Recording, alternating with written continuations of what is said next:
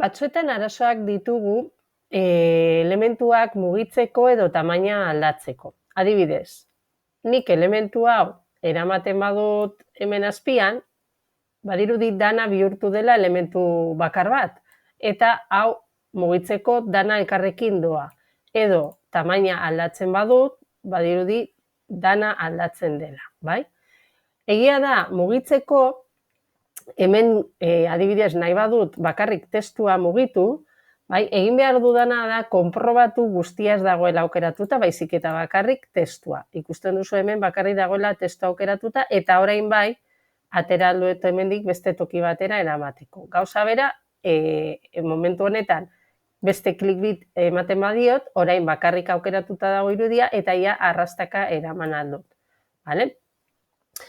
Tamainarekin arazo gehiago ditugu. Eta tamaina ikusten duzue daudela marra batzuk agertzen direnak, eta horiek ezin ditugu aldatu. Hau da, nik ezin dut hemen jarri irudi tamaina honetakoa, eta ezin dut hemen behan jarri testu hau txikiagoa. Beti kolumna berdinean dagoen tamaina hartuko du derrigorrez. Nik txikitzen badut, bestea ere txikituko da. Vale? Hori egia da ezin izango dugula aldatu.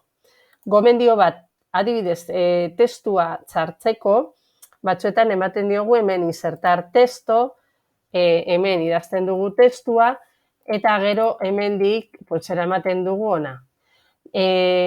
Truko bat dago hori ez egiteko. Egin behar duguna da, irudiaren azpian jarri ezagua, bi klik eman da erruleta aterako da, eta hemen testua jartzen badut, hor bertan geratuko da.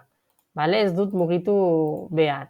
Gauza bera, beste elementu bat zertatzeko. Nik hemen nahi badut, justu hemen, atal honetan, dokumento bat zertatu driveetik, ematen dio erruleta drive, aukeratzen du nahi dudan testua edo adibidez aurkezpena, eta hemen bertan zertatuko du. Ez du behera joango.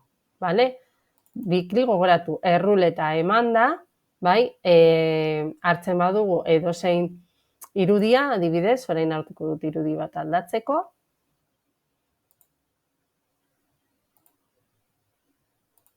Hemendik, adibidez, hau. Egin duena da, hemen bertan zertatu. Ez du hartuko beste atal berri bat.